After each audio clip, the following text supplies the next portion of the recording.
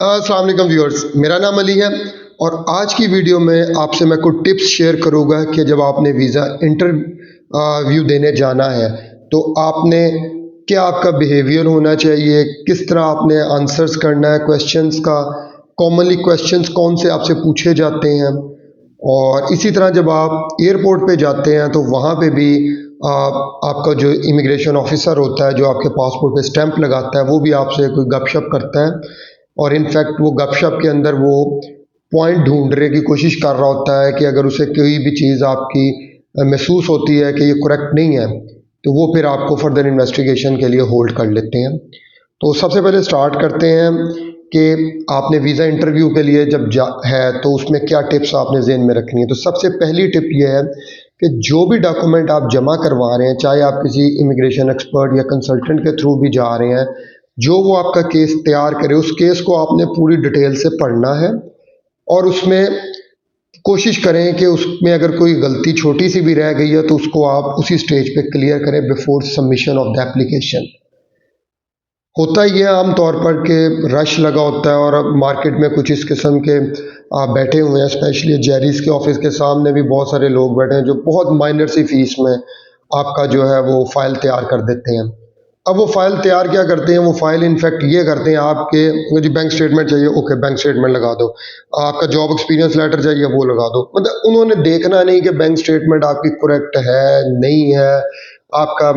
Documents in line है नहीं है, फॉर्म उनके पास ऑलरेडी बहुत सारे पड़े होते हैं, उसी में बैठ के वो करेक्शन करने लग जाते हैं, तो कई दफ़ा कोई एरर रह जाता है। तो बराए मेहरबानी जब भी आपको एप्लीकेशन ऑनलाइन अगर है तो आप बिफोर सबमिशन उसको एक दफ़ा ज़रूर पढ़ें, कंसल्टेंट के साथ बैठें और उसको पढ़ें पूरी एप्लीकेशन को। और अगर हार्ड फॉर्म में है तो प्रिंट आउट को अच्छी तरह डिटेल से उसको रिव्यू करें और उसमें कोशिश करें कि कोई गलती ना हो। क्योंकि जो वीज़ा ऑफिसर ने जब इंटरव्यू के लिए आपको कॉल करना है तो उसने जो क्यूरीज करनी है, जो क्वेश्चंस करने हैं, वो उसी केस में से ही उसने पॉइंट उठा के करने हैं। तो अगर आपने केस पढ़ा नहीं होगा तो आप कंफ्यूज होंगे, मे बी जो इन्फॉर्मेशन आप प्रोवाइड करें वो उससे डिफ़र करे, तो वो इस सूरत में रिजेक्शन के चांसेस बहुत ज़्यादा बढ़ जाते हैं। अच्छा, दूसरी चीज़ आपने ये करनी है, जब भी आप वीज़ा इंटरव्यू के लिए गए हैं आपने बहुत ज़्यादा कॉन्फिडेंट होना है। आपने कोई ऐसी इन्फॉर्मेशन, जैसे मैंने बारहा कहा, कि आप उनसे शेयर मत करें जो गलत है, क्योंकि आप या आपका कंसल्टेंट वो इन्फॉर्मेशन शायद एक माह में एक दफ़ा या दो दफ़ा कर रहा है। जो वहाँ पे वीज़ा ऑफिसर या उनकी टीम बैठी है जो सारा दिन केसेस को रिव्यू करती है, उनके पास ऐसे केसेस दिन में कई आते हैं, तो उनको बड़ी अच्छी तरह आइडिया होता है कि कौन से डॉक्यूमेंट्स फेक हैं और कौन से डॉक्यूमेंट्स ओरिजिनल हैं। तो बराए मेहरबानी आप कोशिश करें कि 100% ओरिजिनल डॉक्यूमेंट्स अपने लगाएं। जब आपने डॉक्यूमेंट्स ओरिजिनल लगाए होते हैं आप में ऑटोमेटिक कॉन्फिडेंस आ जाता है। जब आप बात करते हैं आप कॉन्फिडेंस के साथ बात करते हैं। जो डॉक्यूमेंट फेक होता है आपको अंदर से क्योंकि हो रहा होता है कि ये फेक डॉक्यूमेंट है और इसके मतलब उसने पूछ लिया, तो आप ऑलरेडी हाफ आप जो है ना कंफ्यूज हो गए होते हैं।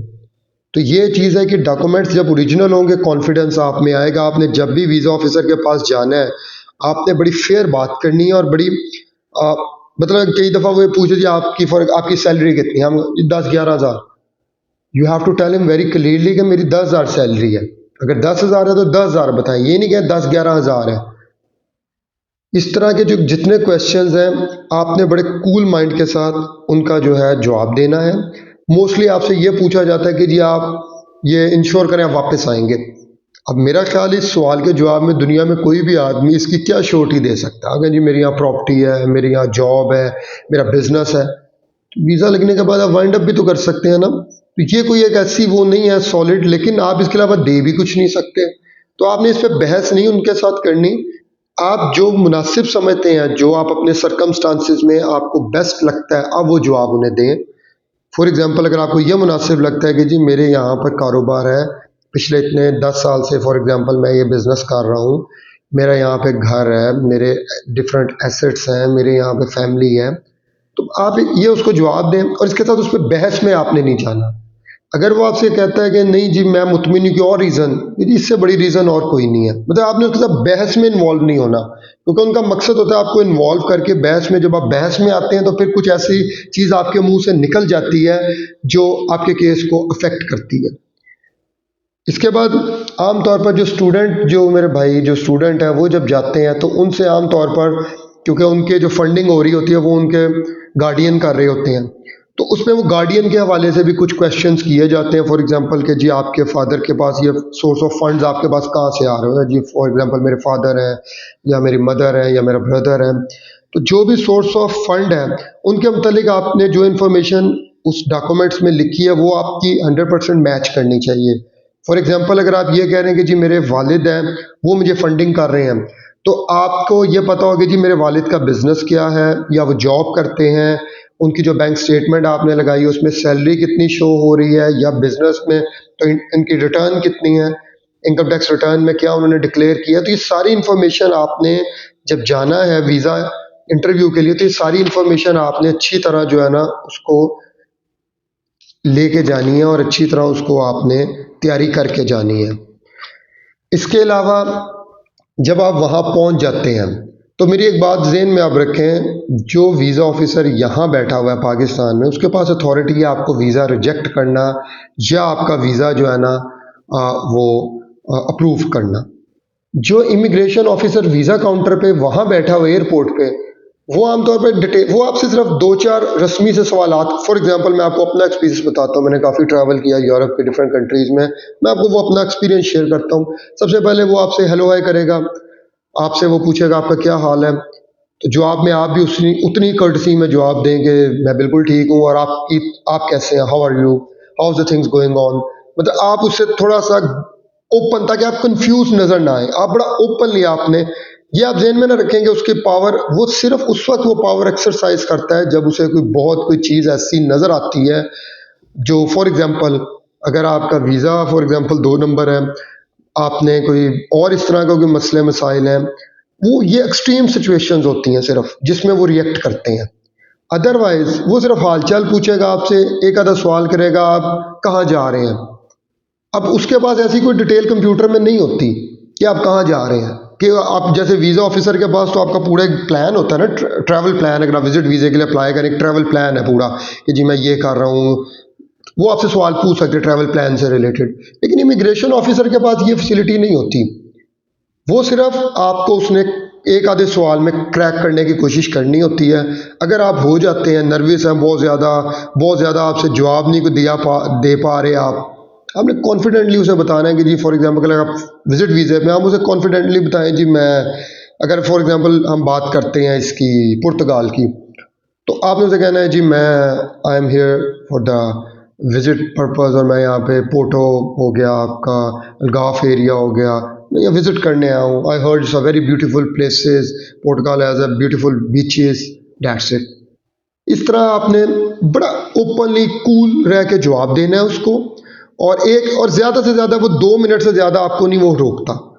हेलो हाय करता है, साथ साथ आपकी वो तस्वीर लेते हैं, आपको जो है वो बस दैट्स इट। तो इस पे कुछ लोग वीडियोस बना रहे हैं एयरपोर्ट पे, डिपोर्ट एयरपोर्ट पे भाई नहीं होते। सिर्फ मैं बार बार कहता हूँ कि मेरे बहुत सारे यूट्यूबर भाई हैं जो अपने वो व्यूज़ के चक्कर में सनसनी फैलाते रहते हैं और आप लोगों को कंफ्यूज करते रहते हैं। ऐसी कोई बात नहीं है, आप बिल्कुल कूल एंड कॉन्फिडेंट रहें बस, और कोशिश ये करें कि उन मुल्कों में आप हमारे एम्बेसडर हैं, जब आप लोग जाते हैं तो आप हमें रिप्रेजेंट कर रहे हैं एज ए नेशन, आपका एक भी गलत एक्ट जो है ना वो पूरी नेशन के लिए प्रॉब्लमेटिक बनता है। फॉर एग्जांपल जैसे टर्की में हुआ था, आपको याद है कि कुछ वहाँ पे जो है पाकिस्तानीज़ उन्होंने लड़कियों को और वुमेन्स को जो था वुमेन को काफ़ी ज़्यादा उन्होंने ट्रोल किया, उसकी वजह से फिर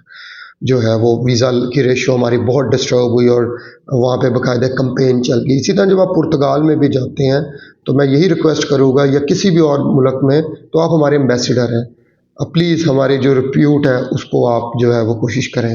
वो आपकी वजह से बढ़े, ना कि मज़ीद जो इस वक्त पाकिस्तान के सर्कमस्टांसिस है उसमें मज़ीद ख़राब हो।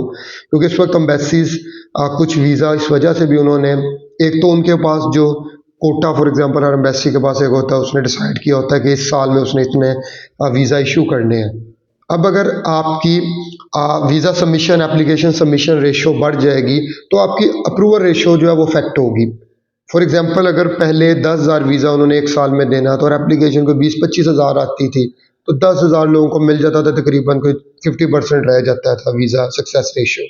अगर इस वक्त 1 लाख एप्लीकेशन आ गई है तो वीज़ा रेशियो 10% ऑलरेडी आ गई है, क्योंकि इस वक्त लोग मुल्क से निकल रहे हैं कि कोशिश कर रहे हैं और वो बहुत ज़्यादा अप्लाई कर रहे हैं,